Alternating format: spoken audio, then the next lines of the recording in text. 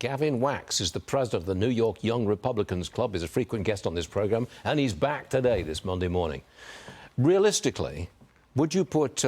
What chance do you think Trump's got of winning New York State, realistically? Well, listen, Stu, I think it's a non-zero chance. I think we're certainly going to be making history with the results regardless. I think at a baseline, we're looking at one of the highest percentages for a Republican in this state in a very long time. And look, this is not just in New York. This is not an isolated incident. This is happening across the country. We're seeing various polls and early voting numbers show a breakout for Republicans and Trump writ large. Even in a place like New Jersey, there's some really interesting numbers. And in Rhode Island, showing the entire Tell me about New Jersey. I live in New Jersey.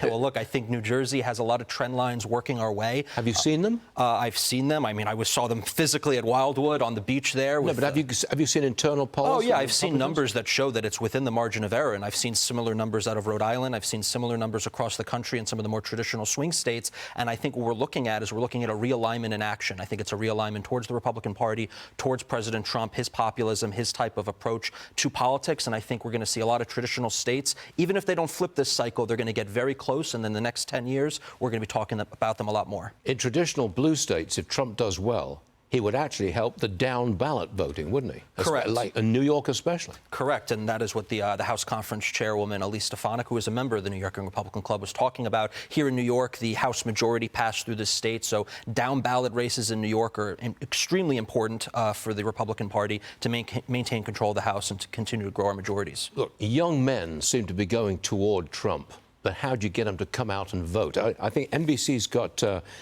Trump up 18 points with men, Harris up 16 points with women.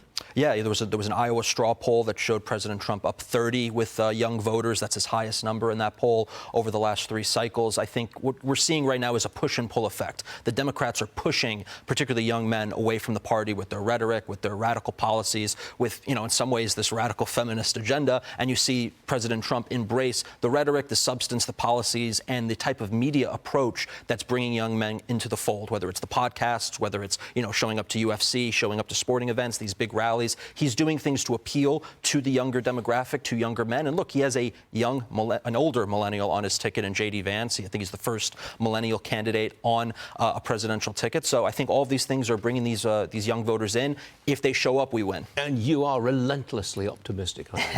Look, I think we need to be optimistic. There's a lot of stuff coming out with the polls. I think some of them are suppression polls. So if we have our enthusiasm high and our morale high, we'll win come tomorrow. We shall see. Gavin Wax, thanks for joining us. Appreciate it.